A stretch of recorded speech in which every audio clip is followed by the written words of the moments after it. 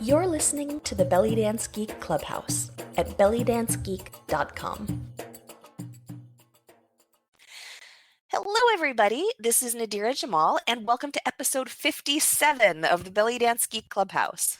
If you have a product, service, or event you'd like to promote, you might want to consider becoming a Clubhouse sponsor. That helps us cover the costs of producing the show, and it lets you reach over 1,500 geeky belly dancers.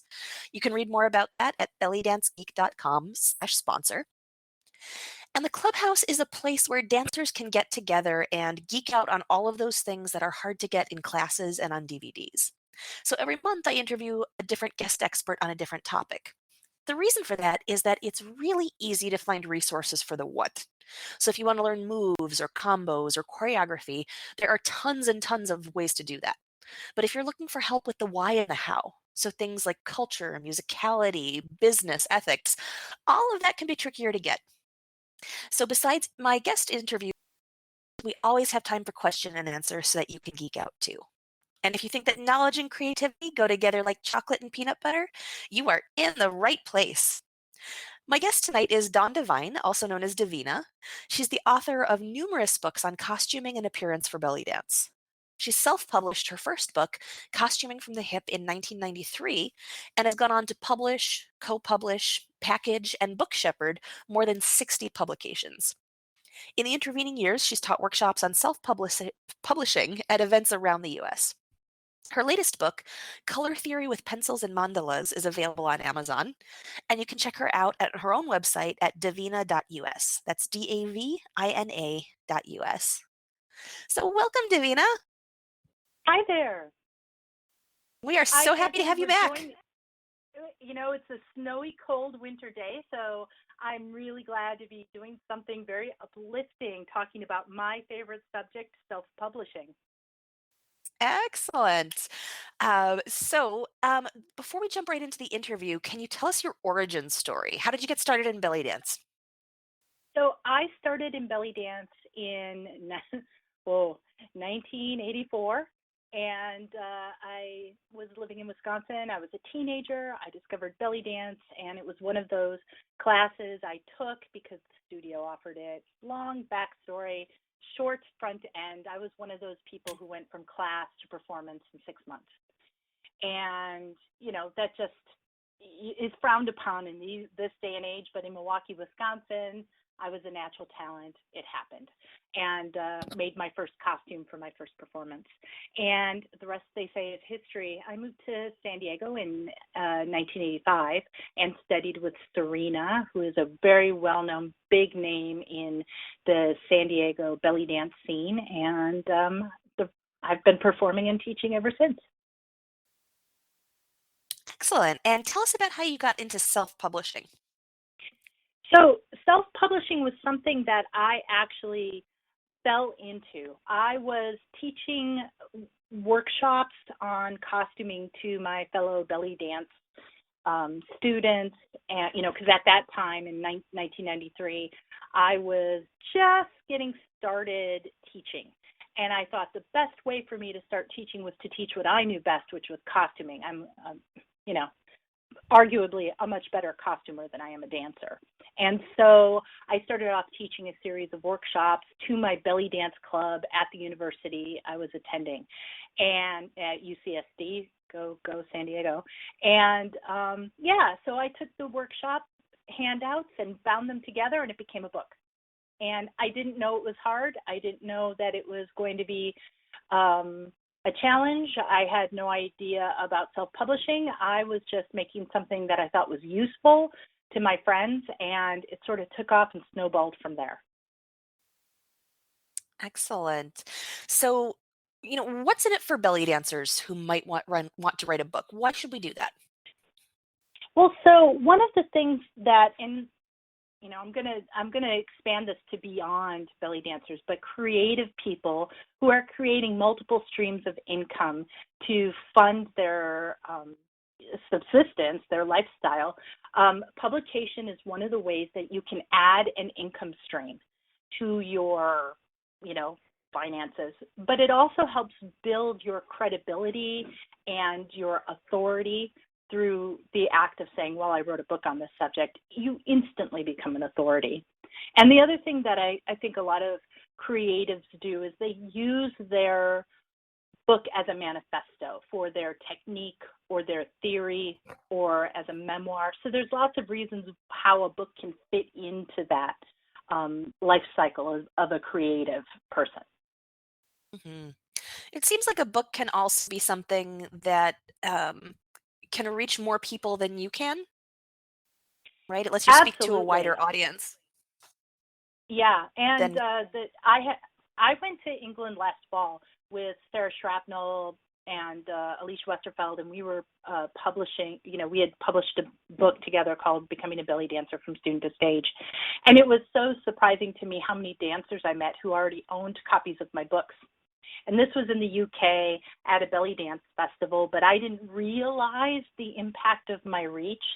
I know the numbers and I talk to people on social media like Facebook and Instagram, but that impact of meeting a dozen people around a table who all brought books for me to sign, it was quite astonishing. And without those books, I wouldn't have touched their lives.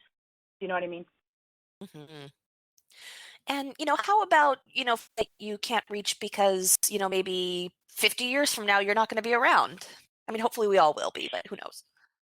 Well, leaving a legacy is definitely an important thing to consider. I mean, if we go back in history just 100 years, there was no film.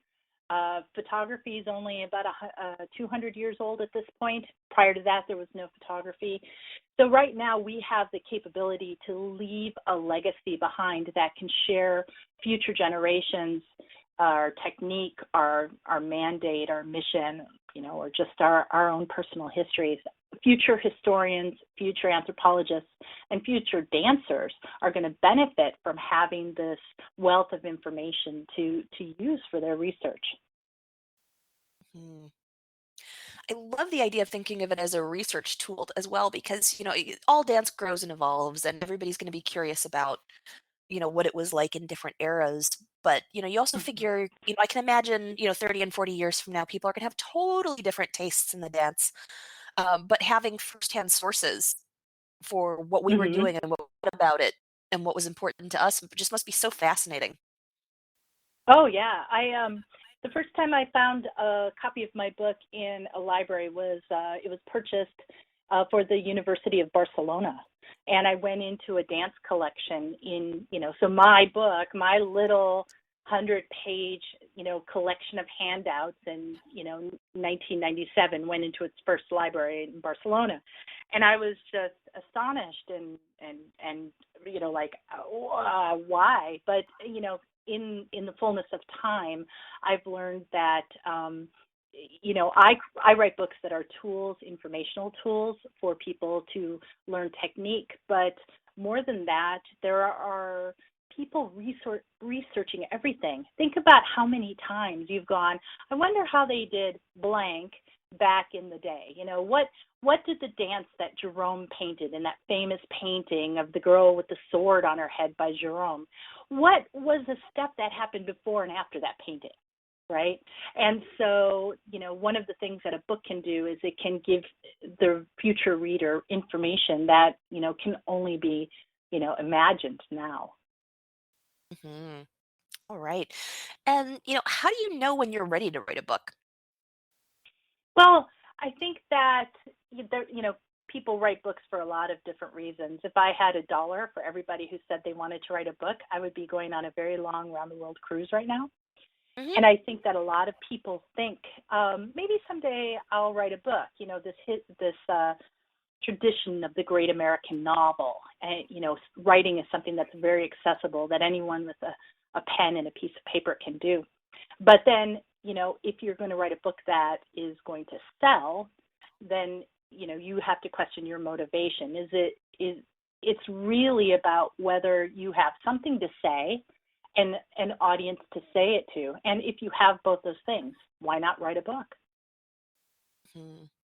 Now, one thing that I see, among authors certainly, but also, any kind of artist is people not necessarily valuing the expertise that they already have. How can you tell when you have something to say that people want to read? Well, I'm going to go back to my origin story, that me as a college student in 1993, I was an undergraduate. What did I know about dance? Do you know what I mean? I really wasn't a master of my craft, but because nobody told me I couldn't do it, I just did it. Nowadays, self-publishing is a thing you can look up on the internet, and you can get a metric ton of information about various different self-publishing techniques. And so there's lots of places that say you can do it, you can do it, you can do it. And when I started off, I didn't take into consideration was I an expert or not. What I wanted to do was share my knowledge. And I was looking at a small pool of people, 30 people, maybe 40 people. And, it didn't occur to me that that wasn't enough. You know what I mean? Because when you write a book, you don't know how many people are going to buy it. It's always a risk. So the question is how many people would fulfill you as an author? Would 20 people buying it on Kindle fulfill you? Would selling 100 copies fulfill you? And then you weigh that time versus fulfillment level. If you spend a year writing a book, which you can easily do, spend a year, and then at the end of it you sell one copy, that might not be fulfilling enough. You know what I mean? So everybody has to think about their own personal value, separate from the economic value and separate from the the intrinsic value of the knowledge. You have to think about your personal value of having and being a published author. Mm-hmm. Cool. And when we think about publishing, our topic today is self-publishing, but what options do Right. folks have these days when they want to write a book? Well, so there's basically two channels. There's traditional publishing through a publishing house, and there's self-publishing. And I'm sure that the rest of this conversation is going to talk about self-publishing. So let me just focus on traditional publishers. In the past, before the internet, before print on demand, before technology made it possible to spread the word about your publications, you would go through a publishing house who would do your marketing, do your advertising, lay it out, actually physically print it, store it, and ship it. And so your publisher did all of these things for you that you could not do yourself. There are many famous people who've self-published in the past. For instance, I love to say Ben Franklin was a self-published author, but he was able to lay out a lot of money and have his books printed at the print shop. He helped lay out the type. This is a different era. But in the last dozen years, and basically since 2007, print-on-demand technology has increased at such a rapid pace that publishing houses are hurting right now. They're shrinking. They're not necessarily going to go away because there's a use there for major authors like, say, Stephen King, who don't need to have all that, don't need to do it themselves anymore. And also for textbooks and more manually type informational books. Now, of course, a belly dancer is writing in a niche. And so there aren't very many publishers who are working in the small niches anymore. It's really dried up. And so people who are writing books about dance and dance technique and preparation, or in my case, costuming, or even a theory book, most of that kind of publishing is now either at the academic level as collections of essays, or they're being self-published. Mm-hmm. All right. So besides, the niche issue, what other reasons would we have to choose self-publishing over traditional publishing? Well, so for a self-publisher, you have absolute control. And some people absolutely like absolute control, you know what I mean? So you have an opportunity to write the book that you want to write without it being mediated by editors and higher level, people in a hierarchy corporation who are saying, no, that's not a book, rewrite it. You're not going to be told to rewrite it by an external controlling body. You're not going to suddenly discover that your book that you thought you had a contract for has been denied or your contract revoked because it didn't meet the certain standards or it didn't meet their qualifications. Every publishing house has an editorial perspective, and when you self-publish, you don't have to meet anyone else's editorial requirements. All right, and what are some of the downsides of that, though? Well, so you have to have a lot of knowledge to self-publish, and while there are lots of information sources on the internet and loads of different companies and people to work with, the downside is that you can do it on a shoestring and learn all that information yourself, or there's the expense of actually paying to have your book packaged. And so, there's sort of that time versus money seesaw, teeter-totter situation. And it can be overwhelming because there's lots of little parts and pieces that a lot of first-time writers don't realize that they have to do the research in the first place.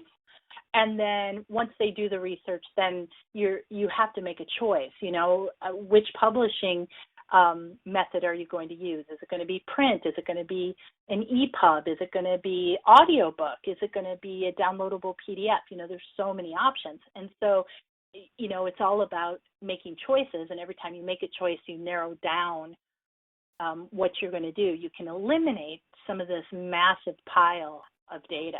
But it really is. There's an overwhelming amount of information on the internet today about self-publishing. Mm-hmm.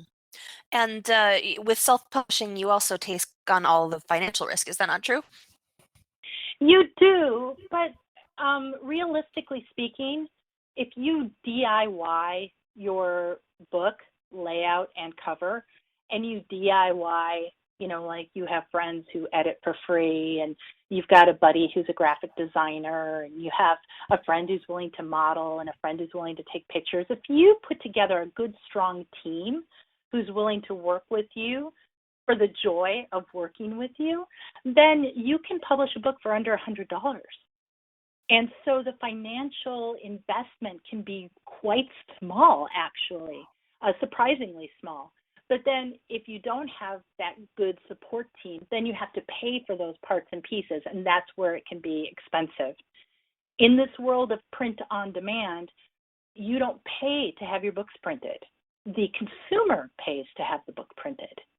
So you don't have any upfront printing fees or storage fees the way you did prior to 2007. Mm-hmm. All right. And so for folks who are not familiar with print on demand, that just means that instead of ordering, a batch of 100 or 1,000 copies of your book, each one gets made when they get ordered. Exactly. And, that's also available in the DVD world, and it is magical. It has opened up so many doors. Yeah. It's very interesting to me, CDs, DVDs, anything that a creative individual can produce can be done print on demand now. It's fascinating, and it has been a game changer. But like anything, it's a double-edged sword. There's more competition now, so there's a sense of anybody can write a book, therefore anybody can write a book. Do you know what I mean? So it's a busy world out there. All right, and who would you say that self-publishing is a good choice for, and who would not be a good candidate for DIYing it? Well, I think that, so there's two questions there. So self-publishing is good for anybody who's working within a niche, who has information within a specific community. For instance, in our community of belly dance, we are a niche. And then if you write a book that's a niche of a niche, your pool of buyers gets smaller and smaller. And if you're writing to a very small pool, no publishing house will ever take a peek at you. You know what I mean? So I think that self-publishing is the way if you're a niche writer. Now, DIY, that's a different question, because anything that a book requires, you can pay somebody to do. And of course, your personal expenses, because you're self-publishing, it all comes out of your pocket. So imagine, if you will, you had to pay the designer who designed the cover and the layout artist who laid out the text of the book, and you paid a professional copy editor, and you paid a proofreader. It will add up. And so you don't necessarily have to DIY every component, but you do have more choices when you're self-published. All right. Well, let's jump into the nitty-gritty. So, if we look at how to go about this, first off, what resources do you need if you're going to self-publish your book? So you need a computer. I think in this modern day and age, the thing that you need the most is a good, solid, dependable computer and a hard drive for you to back up all of your data, because there's nothing more tragic than writing a book and having it disappear overnight. I have been there. It's very sad. But yeah, so basically you need an idea. And the idea is the most important part of what I think of as 4 steps to self-publishing. The idea comes first.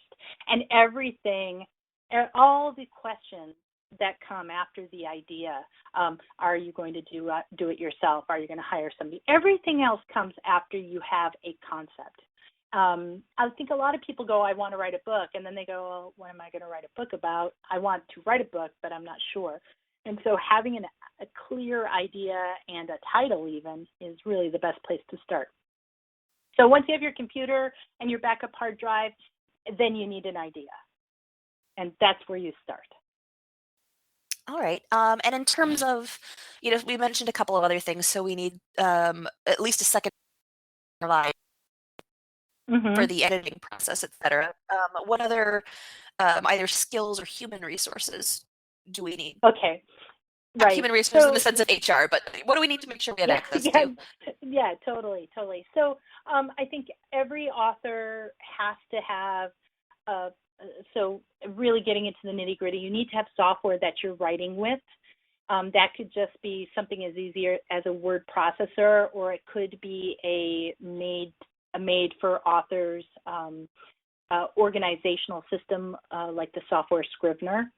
So as you write into that software. Then from the human side, once you have a text, I'm going to use the word text not as in textbook, but just words. Once you have your text, your manuscript, then you will hire or borrow people who can do the editing. And there's different kinds of editing. There's self-editing, which everyone should do with their own book before they ever let it leave their house. Especially a good, solid read it out loud. Because if you try to read a manuscript out loud and you can't read it, then it's not, the grammar's off. And then there's also the 2 different main kinds of editors that I like to recommend. A content editor who will help you guide and plan sort of the direction the book is going to go. And then you also need proofreaders and copy editors. Copy editors are more structural, whereas proofreaders are more grammatical. But it's nice to have those 3 kinds of editors in your book writing process. All right. So, we've talked a little bit about costs already. You said that it is possible to do it for under $100. If someone is going to need to hire out some of these resources, what kind of money could they be spending? So most editors will charge by the page or charge by the word count, and they come in all different prices. You can get really affordable, but who knows the quality kind of editors on places like Fiverr or Upworks. You can hire people. You can pitch a project and say, I have this book, it needs proofreading, and somebody will throw their hat in the ring, and you can hire somebody that way. There are also editing services that offer packages, so you can hire an editing service. There's thousands and thousands of them on the web. And you can hire a service and they'll go through it and edit it and run it through, different tiers of pricing based on the level of editing that you require. So you can hire editors off of Craigslist. You type in copy editor or proofreader and you can find them, locally. Most cities will have editors laying around who are looking for work. All right. And can you give us an overview of what the self-publishing process looks like? Start to finish, what are the big things that we need to be doing? So once you have your idea and you've written a manuscript, because really those are the two, like before, there's like a dividing line. There's the conceptual part of it where you're coming up with your idea, you're writing a mission statement about your publication, you're developing a title, you're probably putting together an outline, and then you're filling in the text, and the filling in the text is the writing part. Then once that writing is done, once you have the bones of your book written, then you start working on the editing, the proofreading, the copy editing. And you're also going to look for beta readers, people who are going to read it in advance of it being published and give you honest feedback. And these are, generally speaking, people within your community who are specialists in the area. So I'm a costume maker. I always have 3 sewers read my book so that they test the sewing part of it. They may not be interested in belly dance or belly dance costumes, but they'll be the ones who say, oh, you forgot to say, now stop and press it. Or you didn't mention how you put that sleeve into the armhole. They're the people who are going to spot the technical issues. And so beta readers are very important. Once you have all of that editing done, then you move into the world of packaging. And packaging a book involves laying the book out into a book editing, book packaging software. So if you're using a lot of images, you'll need more advanced software like Adobe's InDesign, which is really designed to do page layout and to package books. But if you just have a book that's all text with just a few photos, you can get away with even Microsoft Word or Apple Pages, for instance. And those are good if you're not producing a photo-intensive publication. And then once you have that done, you have to hire somebody or do it yourself to create your cover, your book cover. And then once you have your cover and your interior documents done, because those are 2 separate documents, once you have those finished, then you will go to the print-on-demand service of your choice and create an account and upload your documents. So I know that sounds a little simplistic, but the steps are all the same. What changes is your choices and who you use and how you use them. All right. Well, in that case, let's go ahead and walk through that in detail then. So, that first phase is conceptualizing. So what goes into that piece? Well, so this is where you take some quality time to think about what your message is. What are you trying to say and share or teach? This is where you are deciding what your content is. So I'm going to use you as an example. You're one of the few belly dance podcasters who have a very successful, vibrant podcasting community. So I could see you writing, a 30-page book on how to effectively host a podcast. Now, that wouldn't necessarily be devoted just to belly dance. That might have broader appeal. But you now have the technical expertise after your 3 years. Have you been doing this? It's actually been 5. 5 years. Awesome. Yep. So you have 5 years. 5 years. You have 5 years of in the trench experience. You know the technology. You know how to prep your guests. You know how to build a community and how to advertise and market. So you have expertise that other people would like to have. So let's say that our mythical book, you're going to write this book, you're going to start with this concept of creating your perfect podcast, and then you're going to create an outline. What would you cover? That's a big brainstorming session. And during that brainstorming session, the chapters of your book will coalesce, so you'll say, oh, I need to do this, I need to do this, I need to do this. These 3 things all fit under the same category. So you have your big brainstorm where you just dump all the information about podcasting onto a sheet of paper, a big sheet of paper, right? then you create your outline using all of those pieces that you've brainstormed. And then once you have that outline, then you get to write the book, working through your outline either sequentially, and this is important if you're writing a memoir to go sequentially, but if you're writing a DIY book like your book on the perfect podcast, you would start off and go, okay, well, I want to write about hosting. I want to write about the guest. I want to write about, Q&A sessions. You can go, because it's not in a particular order, you can write about each of these sections as you see fit. So you have more flexibility with your writing schedule. And of course, you have to schedule in the writing because books don't write themselves. So you kind of got to go, okay, well, I'm going to spend 30 minutes a day writing and pick it up and work on it as you go. Then once you have your manuscript done, that's when you'll contact your editors and your beta readers and get that manuscript out and say, well, what do you guys think? What do you guys think? And then you'll get that feedback. You'll make changes. Editing is the most time-consuming process in my experience because editing is about giving and taking, and you have to talk to each of your editors separately and in order. You can't just send out your manuscript to 10 people and then have 10 people's worth of edits come back to you. You know what I mean? Because then you're like, okay, on page 5, I've got 7 edits by this person and 3 edits and 2 suggestions, and folding them in together at that point is a nightmare.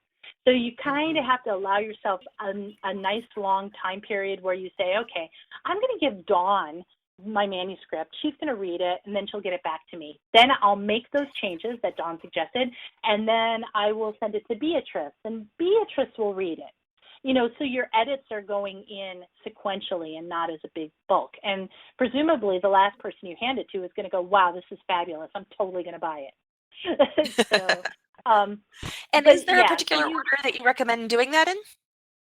Well, should it, go to... So I think that content editors come first because they'll help you. Now, these content editors are people who are engaged in the world that you're writing for. So your book, The Perfect Podcast, you will want to make sure that you have some podcasters in your corner who you can bounce ideas off of. But you're also in this world of belly dance. And so you would want to say, okay, hey, Dawn, you've been on my podcast a couple of times. You have this perspective from the other side of the microphone, as it were. And so I could read it and give you some feedback, but maybe not feedback on the technical information. Do you know what I mean? So content editors might specialize and be able to edit one chunk of your book, but not all chunks of your book. Of course, if you're writing a memoir, then it's just a matter of having people do grammatical editing and copyright editing. Copyright editing, generally speaking, involves more idea-based editing. So somebody goes, well, this seems like it's in the wrong place. That would be a copy editor, whereas a grammatical editor would say you're missing a period, or there's two spaces at the end of that line. So they're doing different kinds of things. So the very last one is your grammatical editor. So so content editor, then copywriter, then your grammatical editor. And one person can occupy all of these roles. Cool. All right. So is there anything else in the editing phase, or do you want to talk about the details of packaging next? Well, so I do want to mention beta readers, because beta readers are people who are going to read the whole manuscript after you've been through that editing process. And the beta readers are going to say, oh, I think this is a good book. Or they'll say, I don't know if I like this, or I don't know if it's, if you hand the book to somebody and say, well, I'm going to charge $32 for this, they might say, well, I don't know if it's worth $32. Your beta reader might be somebody who will say, I think you've left something out, right? Or also your beta readers might be somebody who is totally involved in your industry but wasn't involved in the editing process. So, there's lots of podcasters out there. You might send it to somebody like Meredith Vieira over at the Beauty and the Vlog podcast, and you might say, I've been a huge fan of yours. I'm working on this book. What do you think? Do you have time to be a beta reader? And she would, having been on that side of the microphone, but not involved in the belly dance world, she might be able to give you a different feedback. But you wouldn't want to give her something that was raw.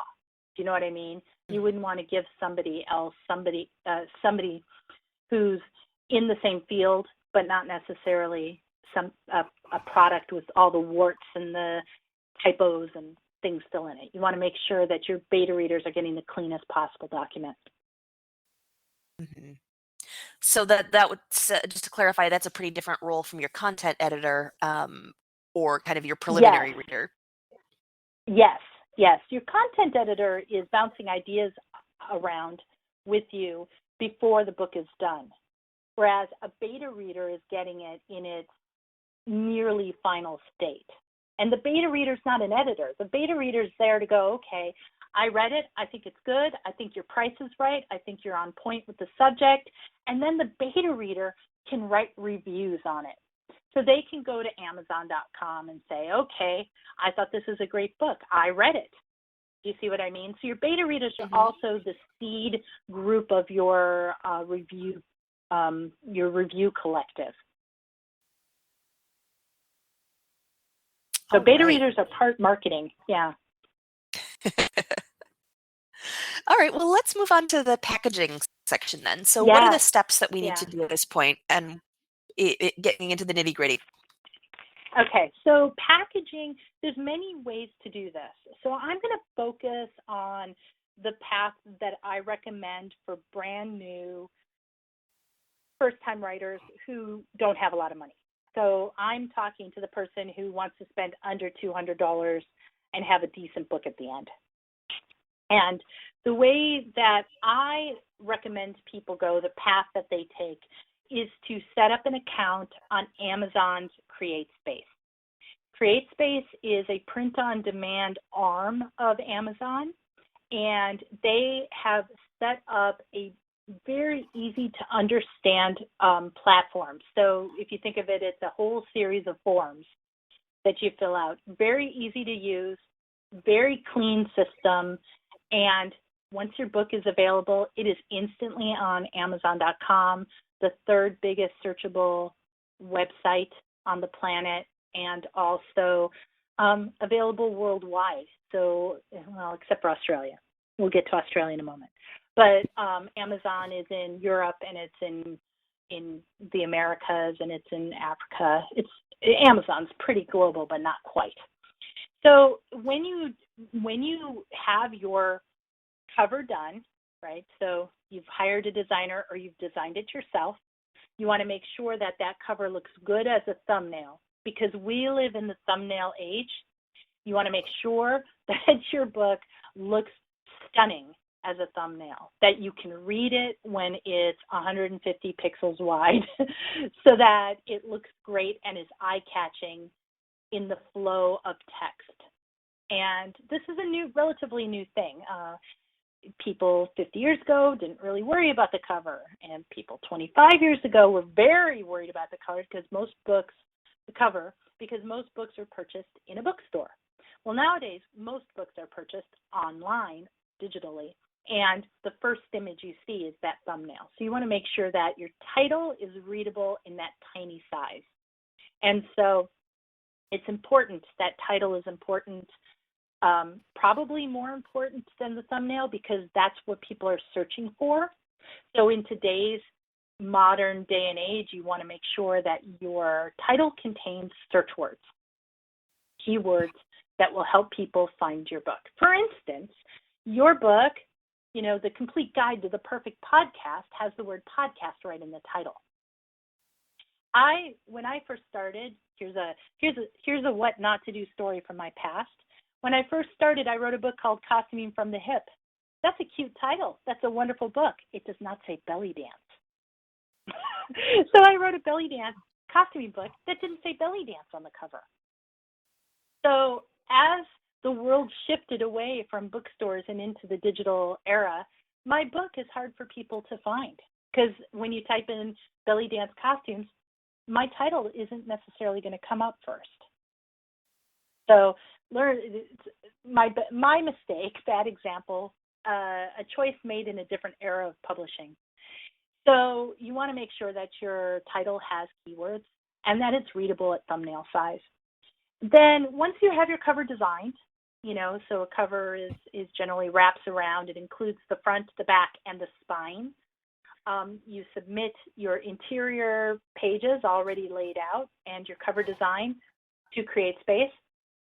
CreateSpace allows you to choose all the details about your book. That's called metadata, the title, the page count, your publishing house. If you decide to have a publishing house name, you can publish under your name. You can even, if you want to go super discount and save a lot of money, you can just use the CreateSpace imprint, and then the book will say published by CreateSpace. I think it's like $20 or $30.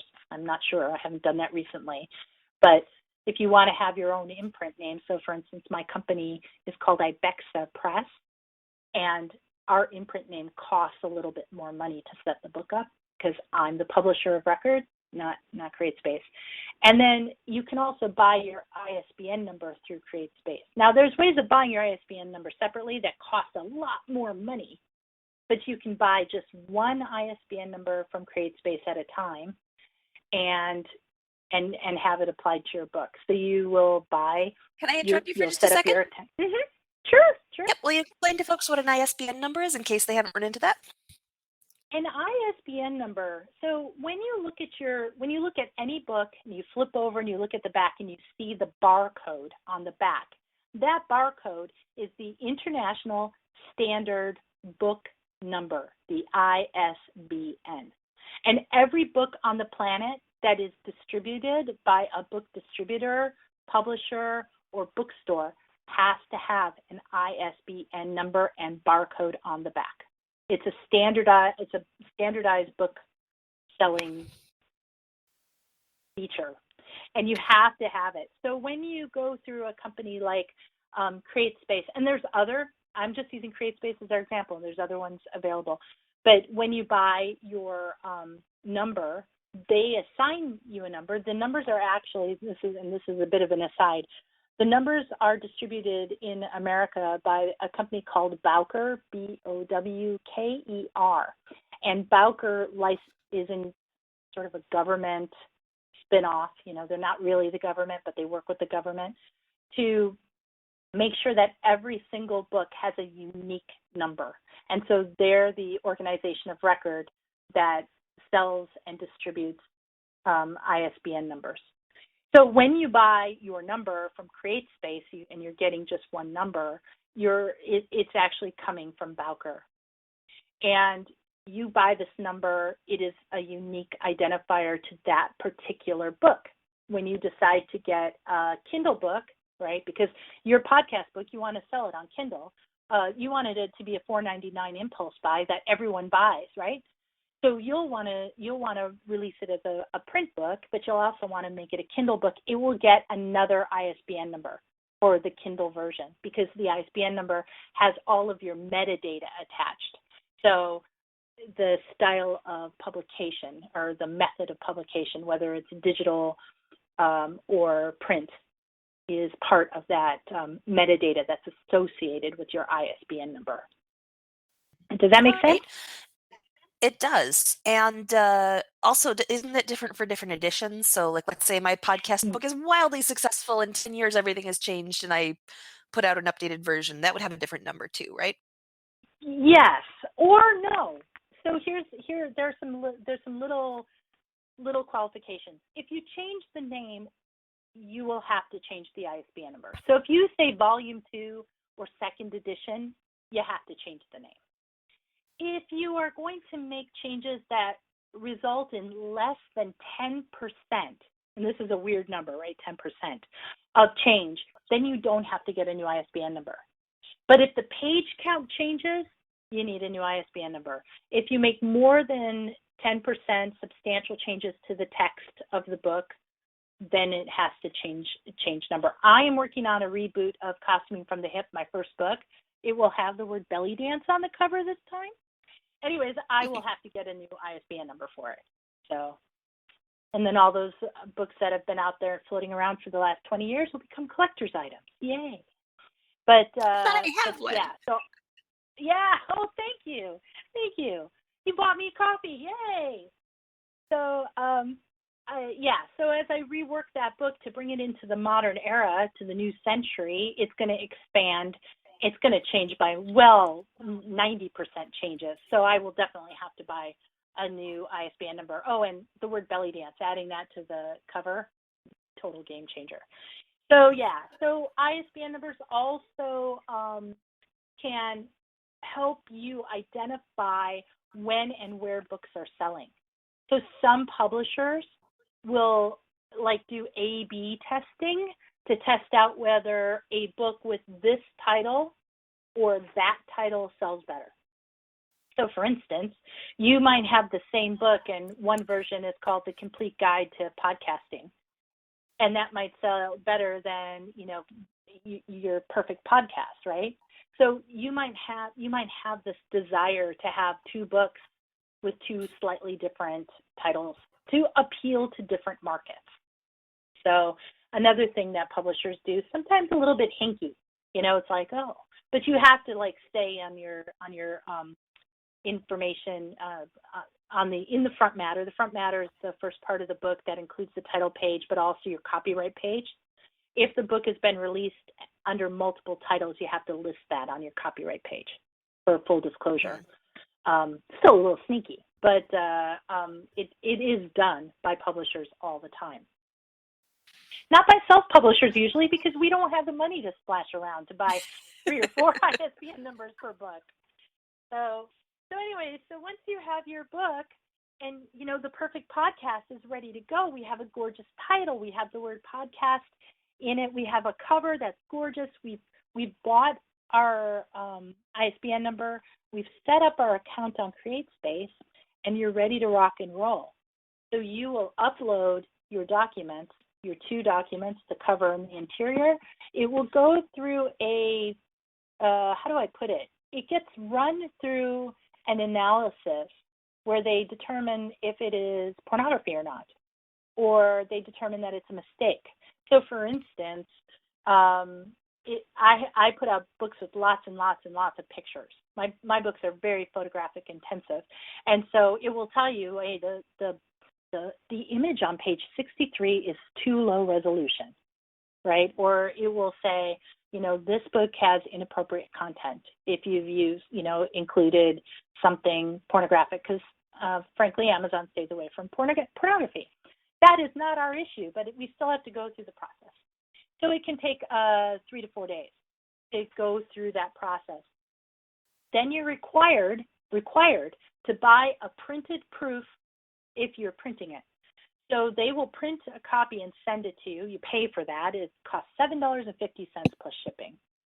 And so your book will come, and then you'll flip through it, and you'll go, oh, I got to change a lot of stuff. Because that first time you see your book in print, you're going to go, oh, the text is a little close to the margin, or, oh, that picture is grayscale, and it's a black and white book, but I didn't grayscale it with enough contrast, that kind of thing. So then you take your book and you tweak it. Maybe you don't have any tweaks. Maybe it's just a book with text and the text is fine. It passes muster. And then you press a button that basically says go. Press the button that says go, and boom, your book is on Amazon within 3 days. So once you're on Amazon, you're part of the third biggest search engine behind Google and YouTube, Amazon, Google, and YouTube. That's where you want to be.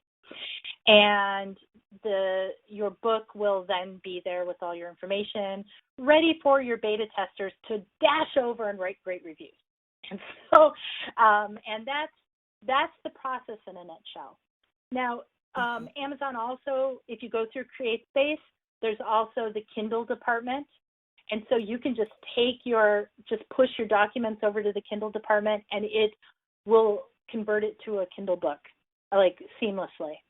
And the more pictures you have, the uglier that Kindle book will look. I will attest, I've tried to Kindle my books. People ask me all the time, why aren't your books available on Kindle? Kindle really isn't good for pictures. So, but if you have a book that's text and the occasional pictures, with the occasional picture thrown in, Kindle is just fine.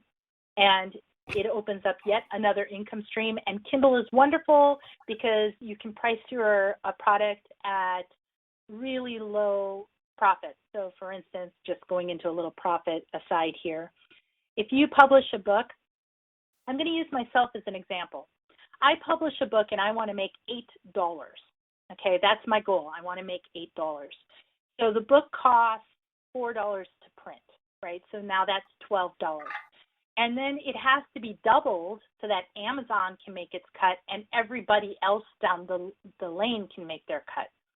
So you need to price for profit. Well, with Kindle, there's no printing costs, there's no shipping costs, which means you can make that $8 by just pricing it, slightly above $8 so that Amazon can get its little digital slice of cash, right? Because you're paying to be on the website with every purchase. So fortunately for us, the book pays for itself. So you are only receiving money from Amazon. Once you set up your book, you never have to pay them anything. And just to be clear, say that we're not paying them anything, we mean that they're taking a cut of the profit. We're not paying out of pocket. Right. So basically, it's a royalty situation. So every book that Amazon sells, Amazon gets a royalty on. So just like if you had gone through Random House, if you go to Random House, they would pay you per sale of the book, maybe 50 cents a book, maybe $2 a book. On Amazon, Amazon is charging you, I think right now it's about a 40-60 split on the cost of a book. So when you see a book that's $22.95, you divide that in half and then subtract the print cost. Do you see? So there's, instead of having somebody pay you a fraction of your book, you're splitting your the cost. Yep.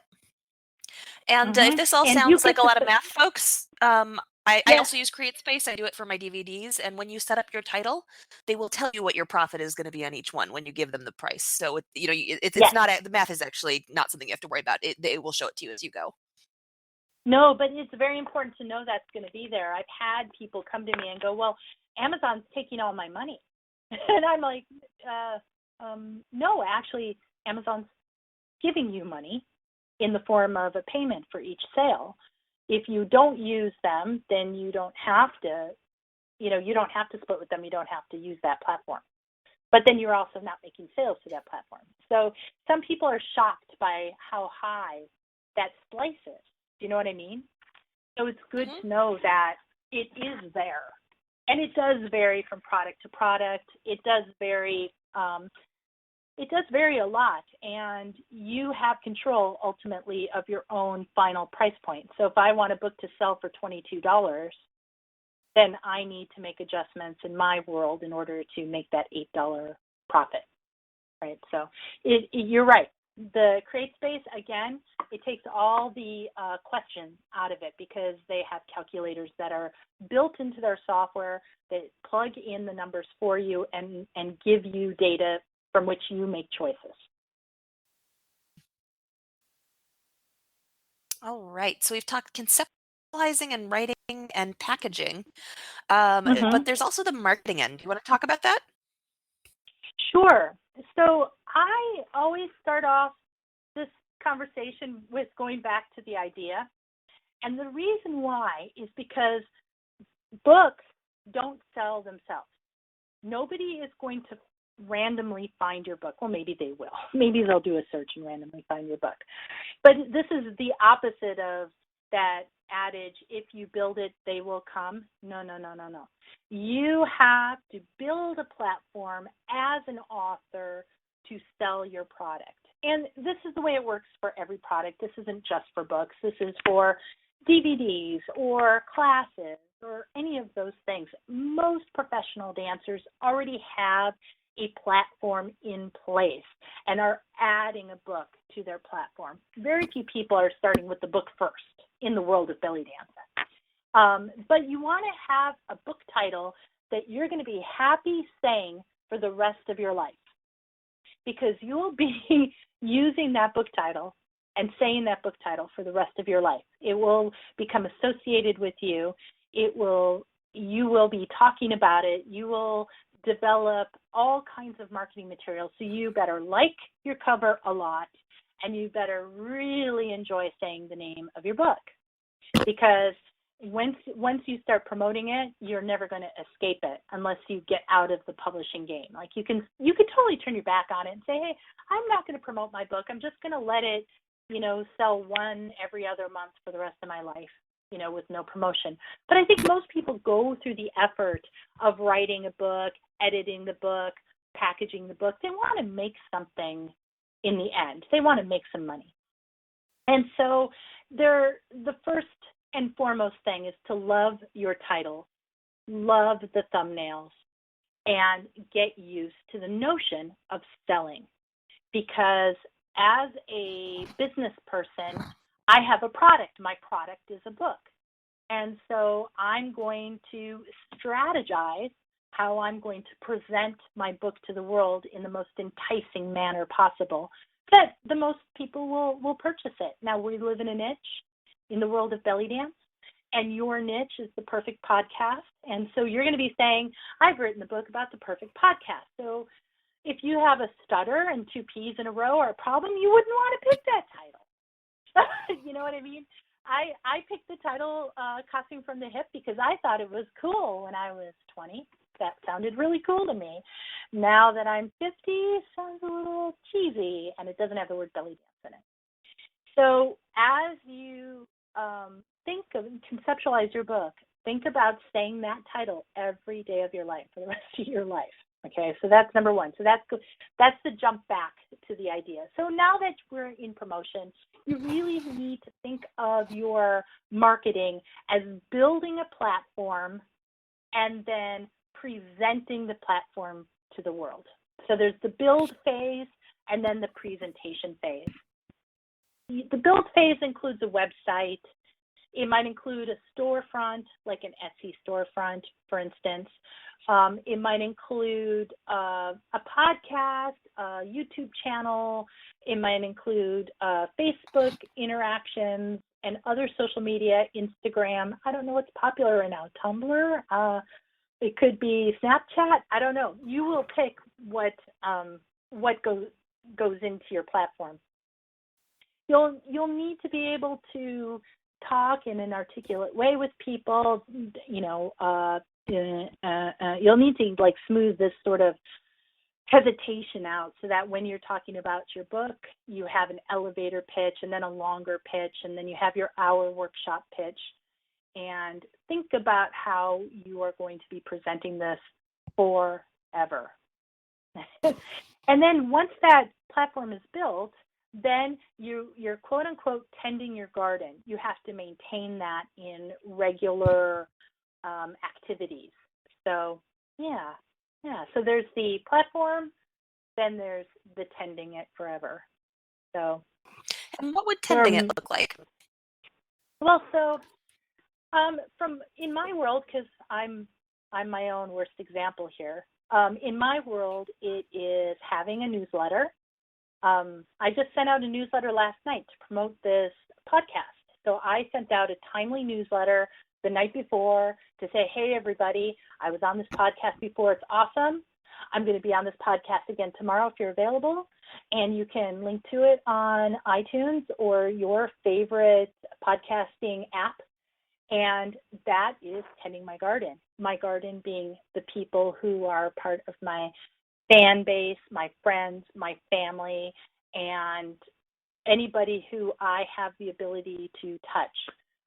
It also means going on to today Facebook, and I made a graphic that said, hey, I'm doing this thing tonight. Everybody come and join me. And if you can't join me tonight, check it out on iTunes or your favorite podcast app.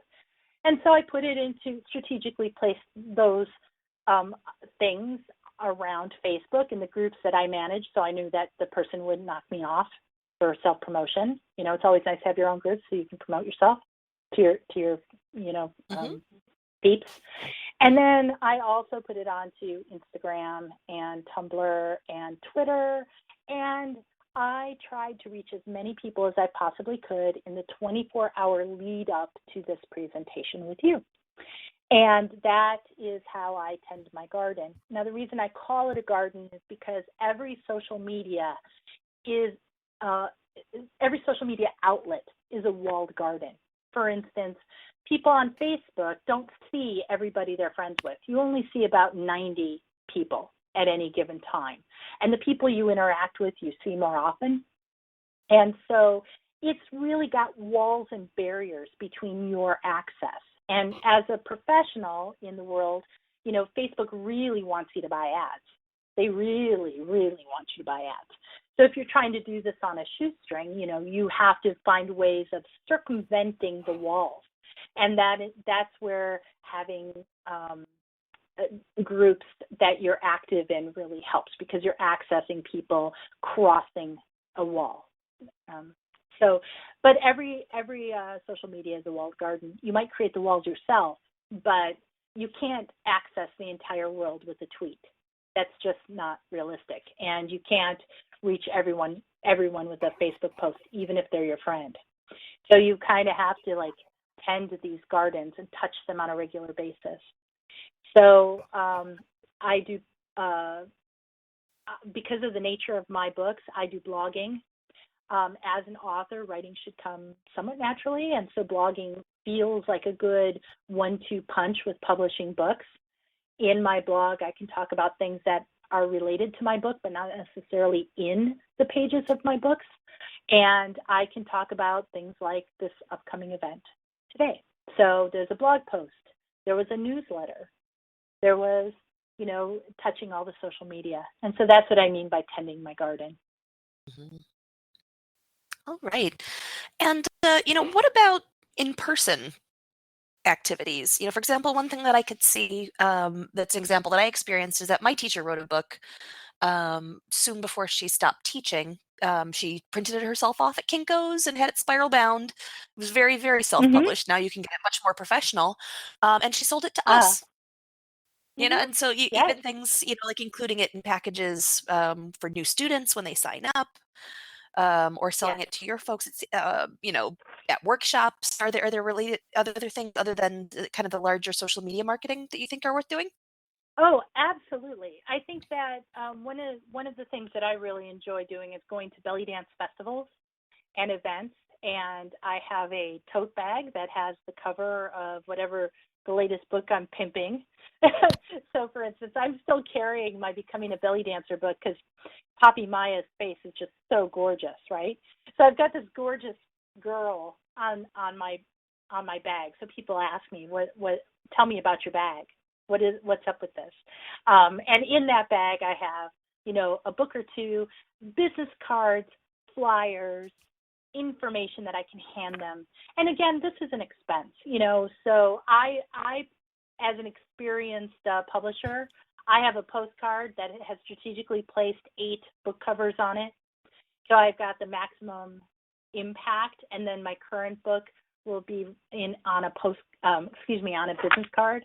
And then, you know, I'll add business cards for each book until I get to another phase where I can put together another postcard that has multiple pictures on it. So I always try to have business cards for my book, a one sheet, which is used by the publishing industry. And a one sheet has the cover of the book, all of the book details and facts, and a summary. And so one sheet is used by the book industry, and so I produce those as well. I think people in the belly dance world kind of look at them and go, oh, this is kind of ugly and not very colorful, but they're very informative. And so I try to have those as well. And Yeah, but you know, let's say you're going to a big festival and you wander over to, say, like the bellydance.com table, and you're talking to them and they ask you about your tote bag. I bet they want the one sheet if you're going to carry your book. Absolutely. Well, Meher does. Meher is wonderful at supporting the belly dance community and carrying a book selection. So shout out to bellydance.com and Meher. But yeah, I love them. That's how my relationship with them started, was me walking up to them at Ricasa in Oakland, California, many years ago now, and saying, hey, would you guys carry my book? And so it came to pass, and my book is on their website. And I know that if I publish a new book, they might be interested. I just go ahead and I send it to them there on my PR release list. Now, PR release list is something that you'll develop over time. You know, it's not something you can buy online. But in our world, you would think about who are the big movers and shakers. Who are you going to send your book to if you want somebody to review it? You know, are you going to send it to another author and say, hey, I'll review your book if you review mine? Are you going to send it to an event promoter and say, I would like to send you a dozen books to put in your raffle or giveaway, right? So every time they do a raffle, they're saying your name. You know what I mean? So there's this notion of doing this research to find out who are people who will promote you in return for you promoting them, you know, like you and I talking. I know you haven't written this perfect podcast book, but I'm looking forward to it now. Now I think I should. That we've talked about it. Yeah, I really think you should. Not that I'm pushy or anything, but I think it's a good idea. It is a good idea. I'm doing another one right now, so it's going to be a little while. But fantastic. So when you're doing direct sales, you can go whole hog and do book tours where you visit different cities and promote. Or you can also tie your books into what I call, well, not I, everybody calls back of the room sales. So if you're teaching on any subject, say I'm teaching at the WorldCon, the World Science Fiction Convention, I'm going to teach a class on self-publishing there. Nobody who comes to my workshop is going to be interested in belly dance costumes, you think? But I always have some books at the end of the show, at the end of my talk, and say, I write books on belly dance. If any of you know a belly dancer, you might be able to pick up the perfect present now. And so while they came for my self-publishing talk, I can generally make one or two sales to somebody who's like, oh, my Aunt Gertrude is a belly dancer, or, you know, my niece Sarah took belly dance and really loves it, you know. So there's always a sense that regardless of where you are, you might be able to make a back of the room sale, even if you're talking about a totally different subject. Mm-hmm. And if the thing that you've written about is something that you talk about, let's say you teach workshops to belly dancers on this, then that can be a really good supplement. You know, people will always buy the DVD of the workshop you just taught them. It's magic. Absolutely. Because, you know, because memory is, we all know as humans, we do not have the best memories. And so when we get home, we'll be like, what was that combo? What was that combo she taught? Or where do I buy my ISBN number from? Or I know she used interfacing. What type of interfacing did she use? Those are the kinds of things that you put into your book that you say when you're teaching or you demonstrate when you're teaching, but can be referenced in a publication. And so it's really useful as a teacher of any knowledge to have a book on that knowledge. Even if it's just a 20-page handout that you've printed yourself and you're selling for $5, buy this note, buy these handouts, buy this, you know, give me $5 and I'll sell you this card that has a download code to download a book when you get home. You know, so there's lots of ways that you can, you know, add value to your presentations and add income into your wallet when you have a publication. Mm-hmm. All right. So is there anything else that you wanted to add about marketing? Well, so I want to go back just a second. I'm just going to take a little step back. One of the things I mentioned at the beginning, and then, you know, we talked about traditional publishing and self-publishing. One of the ways that you can self-publish is via a downloadable and printable PDF. And this is the easiest kind of publication to sell directly from your website, because nobody gets a cut of that but you, because it's on your website.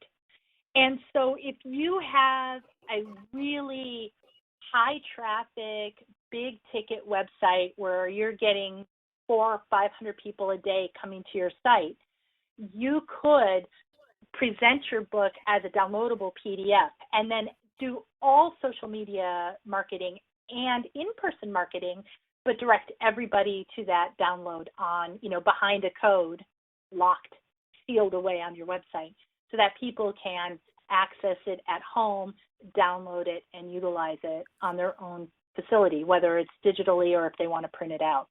And this is a way of, if you're thinking about doing a book and you don't know if you have enough reach or enough impact or enough knowledge, you could do something small to get your feet wet with, it doesn't need an ISBN number.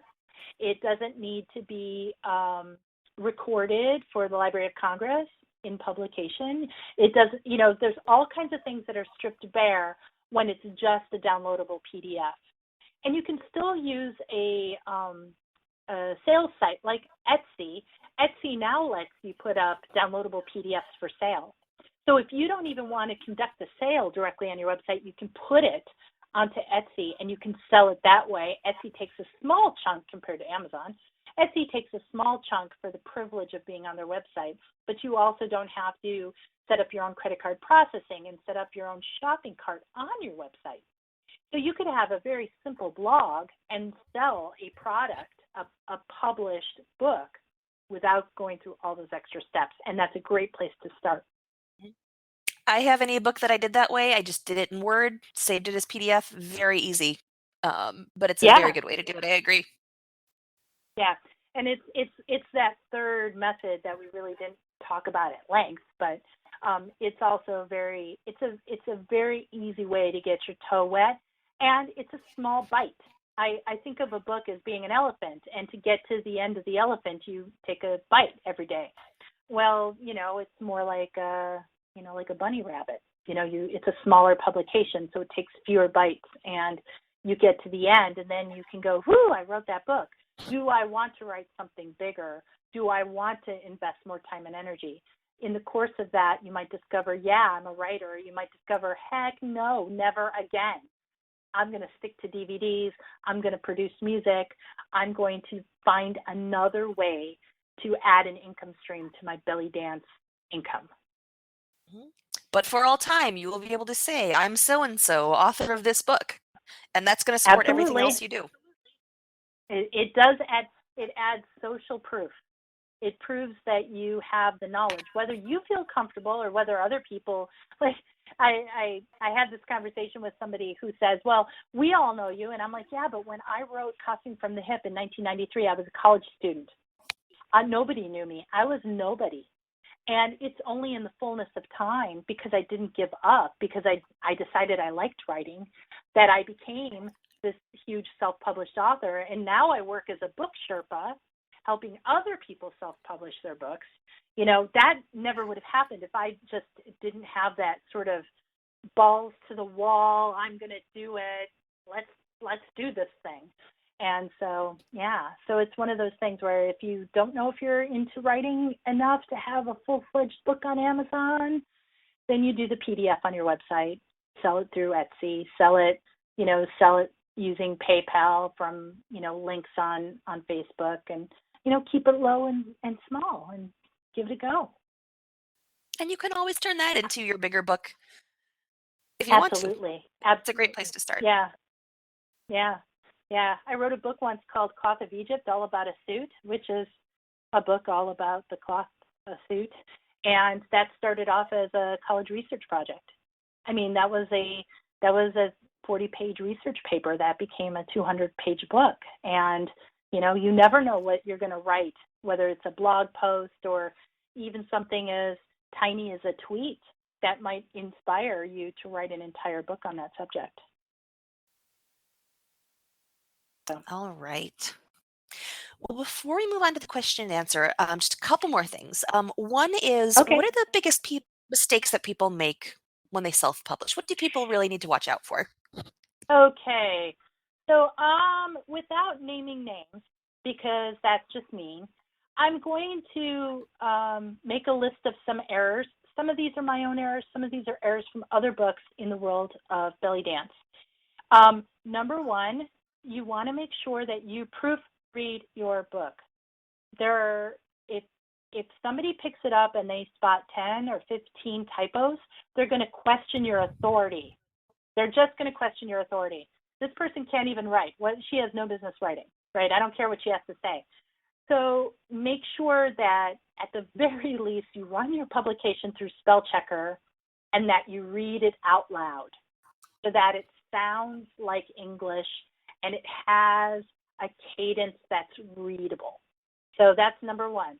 Proofread, read your book, run it through spell check. Number two, read your book out loud. Number three, use best quality photos that you have. Print quality is 300 dpi at the size that you're printing. So if you're printing a 5x7, it needs to be 5x7 at 300 dpi. If it is not at that level, it will be fuzzy, fuzzy, fuzzy, and it will bring down the quality level of your book. It'll make it look like you didn't care enough to get really good images.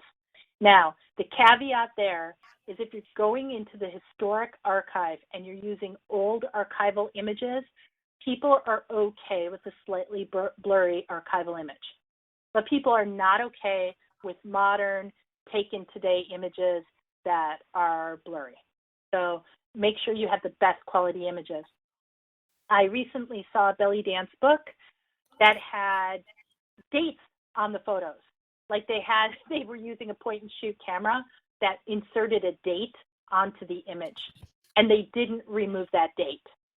So make sure that your images don't have dates on it, because those dates are dated. You know, we don't, that doesn't look like a published image. That looks like shoddy workmanship. It looks like what it is, a snapshot that was taken with the date feature on, and it wasn't processed properly. The other thing that happens, especially in belly dance publications, is that the pictures are very, very dark because they're taken in nightclubs or they're taken at night. You know, you want to make sure that you brighten and lighten and white balance your pictures. So you'll need a few photo editing skills in order to make your photographs really shine. And you need to have higher contrast images for black and white publication.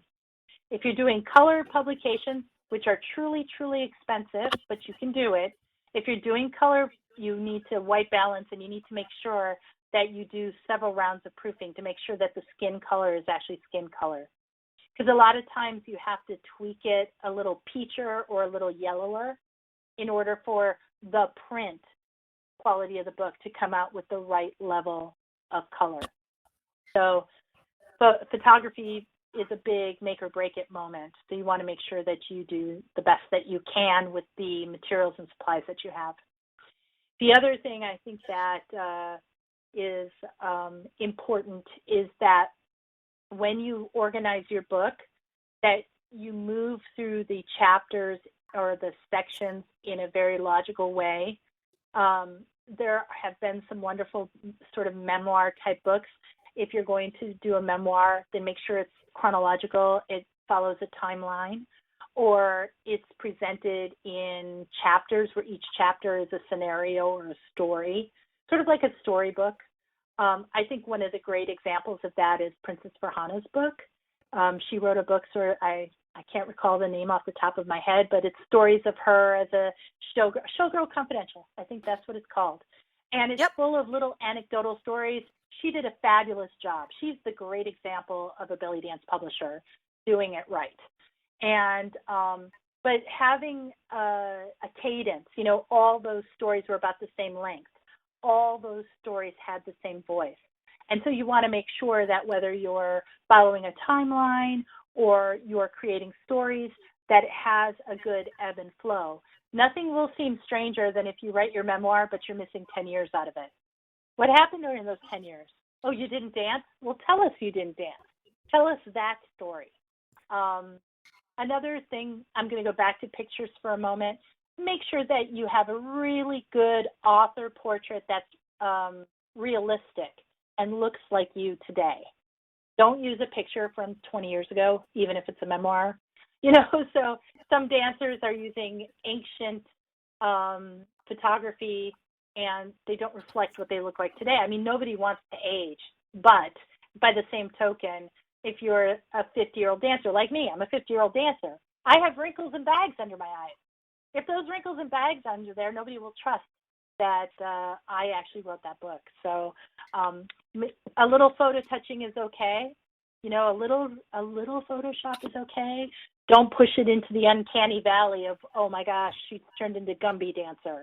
You know, so be very a light touch with the anti-aging photo techniques. And then, of course, be really clear on your message. The most difficult thing as far as the marketing, I mean, you can write a book on anything, but when it comes time to market it at the end, the more clarity you have about what your project is and does and how it relates to the world at large, then you have a place to start a conversation.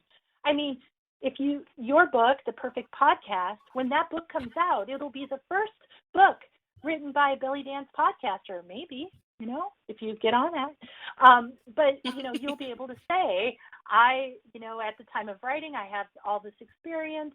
You're not going to use a picture from when you were a baby dancer.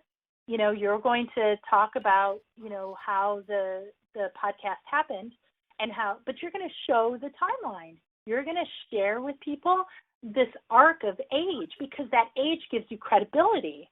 You know what I mean? So you want to be crystal clear on who you are and what you're presenting. So don't hold anything back. Don't hold anything back. Unless you lived in a leper colony and you've lost your finger, you might want to hold that one back. But I don't know. Sounds like a good story, though. Too. Yeah, I know. I'm like, no, I want to hear that story too. People really want to hear the stories. They want to learn and they want to relate. You know, I didn't write the first costuming book. I was inspired by a costuming book that I got when I was young. It was wrapped in gold. It was Zarifa Eradune's book, the gold belly dance costuming book. I can't remember the title off the top of my head, but that book inspired my book. Because I couldn't buy a copy. I saw it, somebody had it, I couldn't buy a copy. So I put my own book together, and that book spawned my book. And I like to give Zarifa Eradune credit. And now I live where she used to teach. You know, I live in the Bay Area where she used to teach. I tell people, yeah, the gold book, that inspired my entire career. You know, so those kinds of stories make you very real and genuine. You know, there's nothing a little more off-putting to a reader than to have mysteriously sprung like a mushroom out of the lawn and not acknowledging other dancers or your dance history or who or what have come before you. And unfortunately, I've recently read some books where it's kind of like, oh, okay, you invented belly dance. I'm not buying that. Sorry. You know, so. You know, there's kind of a sense of acknowledging the world as a whole and having clarity about your point of view at the same time. And that's a tricky balance sometimes. So I could keep going on forever and ever. I mean, I feel like I'm like, la, la, la, oh, and don't forget this. Oh, and don't forget that. And I think that if anybody's thinking about writing a book, get your blog on right now. Don't even think about it. Just go to WordPress, get a free WordPress blog on wordpress.org and start today. You don't need to spend a lot of money on your website. Just get into the habit of writing every day or every other day. Get your name started. Have a pool of articles that you can reference in other social media. If you're going to write a book, we're going to want to see the blog posts that led up to that book. You know what I mean? You don't want to just come out of nowhere with, oh, I've written a book. You know, the Perfect Podcast has this wonderful podcast history. You know, there's 50 plus podcasts in the bank and growing, right, with hundreds of subscribers. So you have this proof, the social proof. But if somebody comes out of the blue and is like, oh, I want to do a book about working with fabric and bales, and then we want to see some bale videos. We want to read some bale blogs. We want to see where you have come from. Don't just be that mushroom springing out of nowhere. So get a blog, Cheap, super cheap. Don't worry about your name. Don't worry about a special name. Don't micromanage it. Just, use your dance name. And if that dance name is taken, tweak it until it's not, and set up a blog. I have a blog. It's hidden. It's not hidden. It's out in plain sight. But I have a blog that I use when I'm teaching this as a workshop. And I say, look, go to davinadivine.me. That's me. It's a travel blog. Right, blog, so it's just got pictures, travel pictures. That cost me $36 a year total. That's it. It's got my own name, and it's got, it's $36. And I add to it when I can, when I want, and I use it as this example. Go to WordPress.org, set something up. Domain hosting for a year is $36. Why not? People say websites are too expensive. Why not? Do it free. Do it cheap. Yeah. Anything else? Excellent. No, I think we're just about ready to move on to questions. But before we do that, if there's one thing that people were to take away from this call, what would you want that to be? Let's see. The one thing. I'm going to quote a major corporation. Just do it. The worst case scenario is that it doesn't work out. But if you don't try, you won't know. If you don't do it because of fear, because of money, because of whatever obstacle you put between you and the goal, there's so many reasons not to do it. Just do it. Be fearless. Because at the end of the day, you'll have this publication that you can share with people, even if you never make a dime. You will have this accomplishment that you can claim and share and use in your world. And this doesn't just apply to dance. You could write a book about making doll clothes or a book about surviving a plane crash. You can write a book about anything. There's this phrase that I've heard bandied about at sort of these social marketing things. The riches are in the niches. We are in a niche, and there is so much craving and hunger for knowledge and information. If you don't write your book, somebody else will. And so write it. Just do it. All right. And if people want to learn more from you, how can they do that? All righty. Well, my name is Dawn Devine. My dance name is Davina, and my website is www.davina.us. I write books on how to design and make belly dance costumes, and am branching off into other places, including I wrote a book on the history of sills. We talked about that in the last podcast I attended. I think that was 48, maybe. And sounds right. I just released a book called Color Theory with Colored Pencils and Mandalas, which is part of a class I'm going to put up on the Belly Dance Business Academy in 2018 called Think Like a Designer. It's my college course that I've taught for many years. Basically, it's Fashion 101, but totally aimed at the belly dancer. So learn how to think like a designer from soup to nuts to create your own costuming. So that's next on my agenda. And of course, you heard me mention in this talk that I'm rewriting Costuming from the Hip for the new and modern age. So Costuming from the Hip is coming up soon. And because I'm a collaborative soul, I am working on a book called Strike a Pose, a dancer's guide to making the most of her next photo shoot. And it's geared towards all those dancers who need publicity images, who need documentation of their dance journey, or are hobbyists who just want to have great pictures. My co-author, Alicia, we worked on Cloth of Egypt. We worked on becoming a belly dancer from student to stage. She's a fabulous photographer. We're co-authoring this book in a kind of better, bigger, better, best. So a nice picture, tweaking the pose into a better picture, tweaking the pose into a superlative picture, how it works, things to think about, how to plan, how to hire a photographer, all those sort of nuts and bolts about planning your photo shoot, practicing your poses, and putting together the perfect costume for your next photo shoot. So that'll be the next book, class, book, all the stuff. And yeah, I have a group on Facebook called Studio Davina Behind the Seams, where we talk about sewing. So if somebody's interested in belly dance costuming, you can find us there hanging out and talking. But I am also easy to get a hold of. I spend a couple hours every day on social media tending my garden. And so if anybody wants to reach out, you can email me, you can message me via Facebook or Instagram, or yeah, I'm easy to find. Excellent. All right. So we are going to open it up to questions and answers. So if anybody would like to ask a question about something that we learned, or ask Davina for some advice, or just shake away your story, we would love to hear from you. So if you are just on the webcast, you should be able to click on the mute button over your tile to unmute yourself. If that doesn't work, or if your mic isn't working, you can also type in a question on the right. There's a little speech bubble. It looks like a square speech bubble with 3 dots, and that will give you a panel where you can ask some questions. Or if you're on the phone or on Skype, you can press ** to unmute yourself. We would love to hear from you, so please jump right in.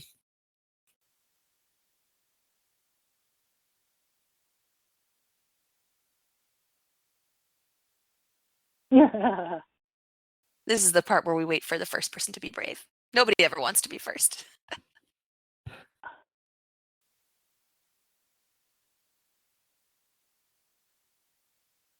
Well, I just want to say I understand not wanting to be first. Who ever does? But I sometimes think, wow, we've done such a good job covering the subject. We filled them up. I also feel like sometimes it's like, what is it, like the good version of cockroaches? You know, they say if you see one, there's 100 lurking. It's kind of like if one person asks a question, there were 10 people who were thinking the same thing. Right. Absolutely. All right. Well, we've got, here we go. We've got a caller, possibly from Connecticut.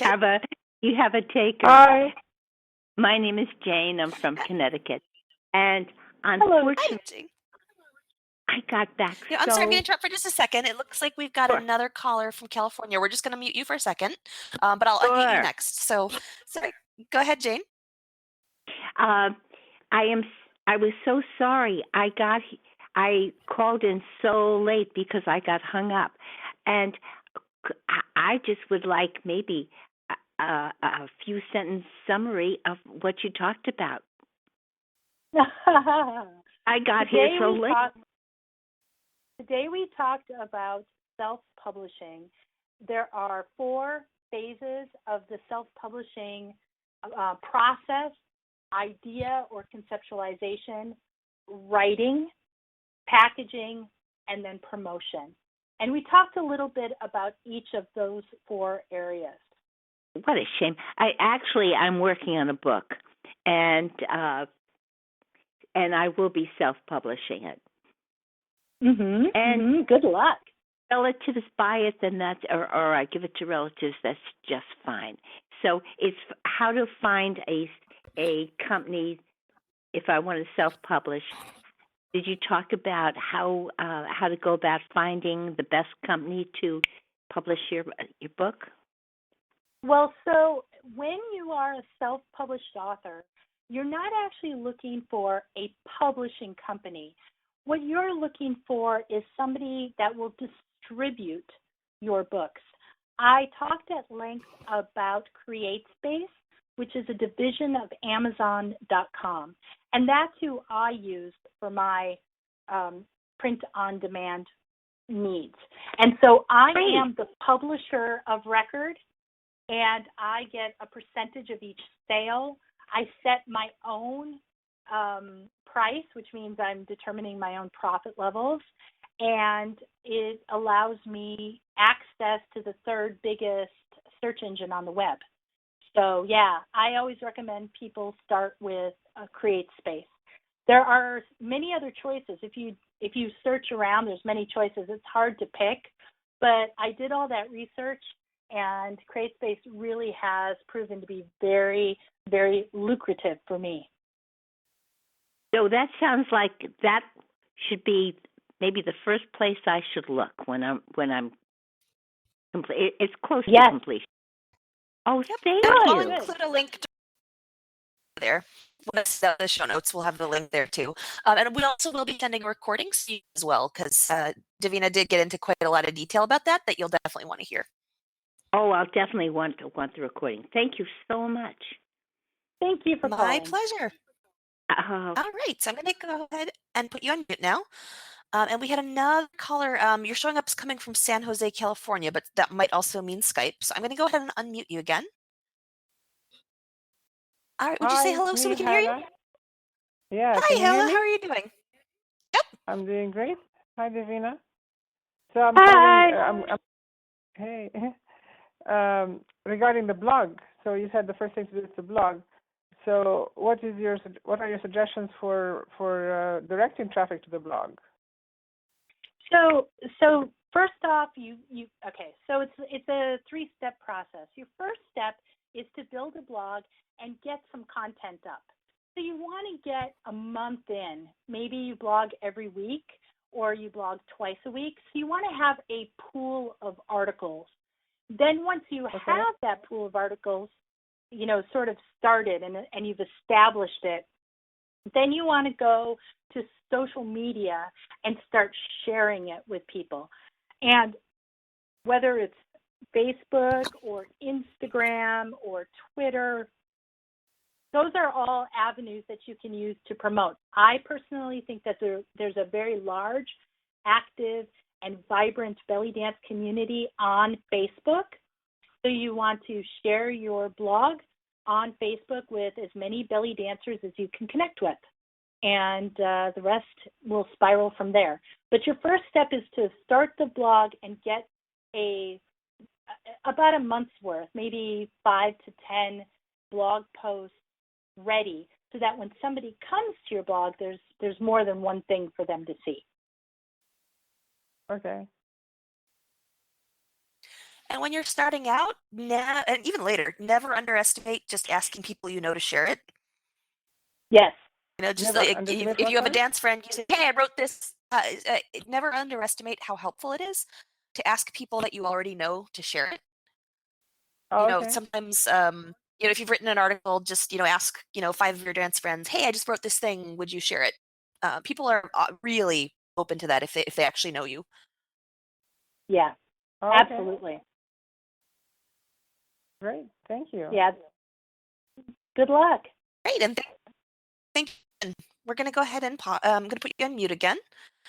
And if there's anybody else who'd like to ask a question, or if anybody who's already spoken had another one, feel free. You can press star to unmute yourself. Questions, advice, your favorite takeaway, a crazy story about something you're writing or would like to write, we would love to hear from you. Well, I'm going to jump in here now with another piece of advice for our last caller who asked about blogging. I want to recommend the podcast Pro Blogger. That's PROBLOGGER. He has a let's see, what's his name? Can I remember? Darren? I don't remember his last name. But he's an Australian man who came into blogging from his subject was photography. But he had such a successful photography business that he started a blog coaching podcast. And it's so informative and it's so inspirational. So if you are starting a blog, there are hundreds of episodes, and many of them will help you come up with content, do social media marketing, and all of the bloggy things you could ever imagine Darren covers in the Pro Blogger podcast. Excellent. I'll include a link to that in the show notes as well. Okay. All right. It looks like that might be it for the questions. Well, thank you so much, Davina. Oh, hey. I'm excited to see your new book. When you are getting ready to send it out for beta readers, please include me on your list. I'd be happy to read it and help you promote it. I would love that. Thank you. All right. So letting everybody else know what's going on in the belly dance geek world. If practicing more is your New Year's resolution this year, we have a brand new do-it-yourself version of my group course, How to Build a Sustainable Practice Habit. You can get that right now and start today if you want to at bellydancegeek.com/store. And in the meantime, thank you everybody for coming. This is the end of our call, but that doesn't mean that the conversation has to end. We've got a private Facebook group just for Clubhouse folks. So when I send out an email with the call recording, I'll include a link to that group. If you've never been there before, there will be a slight delay while we approve you. We do confirm that each person that we add to the group is actually a belly dancer, just so we can have some privacy. So sometimes there can be a delay of a couple of days between when you ask and when we get you approved. And I will also include a link to Dawn's website as well as to several of the resources that we've mentioned already. So if you're looking to head over to CreateSpace or to ProBlogger or to Davina's Facebook group, we'll have that available for you to click right into. All right, our next call is not on the schedule yet, but I'm really excited about this topic, so I'm not going to tell you what it is yet. Just keep an eye on your inboxes and we'll send that off to you in a couple of weeks. And the last thing that I want to say is that this is the come on in kind of Clubhouse, not the no boys allowed kind. So if you know somebody who would like to join us, you can invite them to do so at bellydancegeek.com/clubhouse. And until next time, happy dancing. Good night, everybody. Thanks for listening. For more geek-tacular resources, visit bellydancegeek.com.